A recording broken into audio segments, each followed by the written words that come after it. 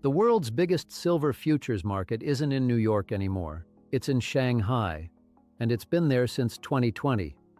A viewer sent us a question about whether America's influence on silver is actually shrinking. 3 things on today's silver structure. We're mapping where silver actually comes from, who sets its price, and where it's being consumed.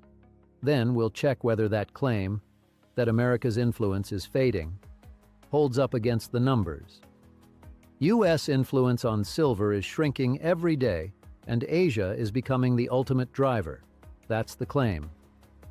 Here's what the data actually says. Silver runs on 4 completely separate levers in 4 completely different places. And this perspective is half right, and the half that's right is the more interesting half. 7 of the world's top 20 silver-producing countries are in the Americas. Mexico alone supplies 1/5 of global silver.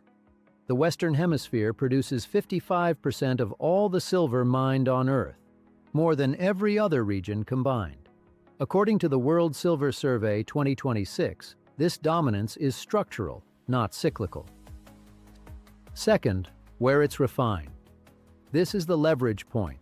China mines only about 13% of the world's silver, but China refines an estimated 60 to 70% of all the silver that's traded globally.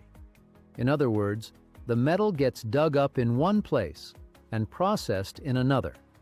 Beijing controls who can export refined silver, and since January, they've limited it to 44 state-approved firms. Goldman Sachs warned earlier this year that this could fragment the market into isolated regional pools instead of one integrated system. Third, where it's priced. Here's where this claim overstates. Silver is priced in US dollars on the COMEX in New York and the LBMA in London. Those 2 venues dominate global price discovery. And this is the surprise. The thing that moves silver's price the most isn't even the US. It's gold. Gold has a 0.9 correlation with silver. The US dollar is real, but it's actually secondary. The shift toward Eastern price setting is real, but it's slow. The Silver Institute itself noted the dollar's dominance is being challenged, but the move to a multi-currency system is proceeding carefully. In late May, a new physically deliverable silver futures contract launched in Singapore, explicitly built to challenge COMEX. That's movement east, but New York still names the price. Fourth, where it's consumed. Asia buys more than half of all silver globally, and it's the only region still growing. China is the world's largest industrial consumer: solar panels, electronics, electric vehicles. India alone accounts for 54% of all jewelry and silverware demand on Earth. The verdict: the direction is right. The metal is largely dug in the Americas, refined in China, consumed in Asia. U.S. influence isn't shrinking on price discovery, it's still there. But physical tightness, the real demand signal, is now visibly Eastern. Just a quick aside, if you're getting value from these structure checks, subscribe and hit the bell. Here's what this month's tape confirms. The Western silver squeeze is over.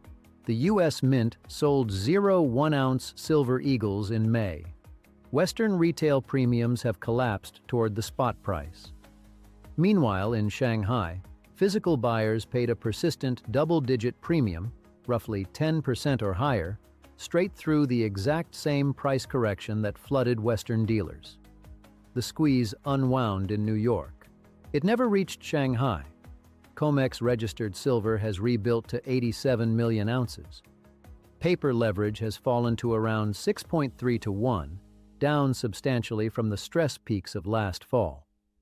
The LBMA's London free float has roughly doubled off its October low, back to 230 million ounces. The Western surplus is real, but the Eastern tightness is real too. That gap, the divergence, is the pressure gauge. When Shanghai's premium stays wide and the West's registered inventory keeps draining eastbound, that's the early signal physical is starting to dictate to paper. One level to watch: the Shanghai premium. If it stays in that double-digit range while registered silver continues flowing eastbound, that's the structure telling you the market is rebalancing, not toward higher prices necessarily, but toward physical reality taking precedence over the paper narrative. That's the shift the data now confirms.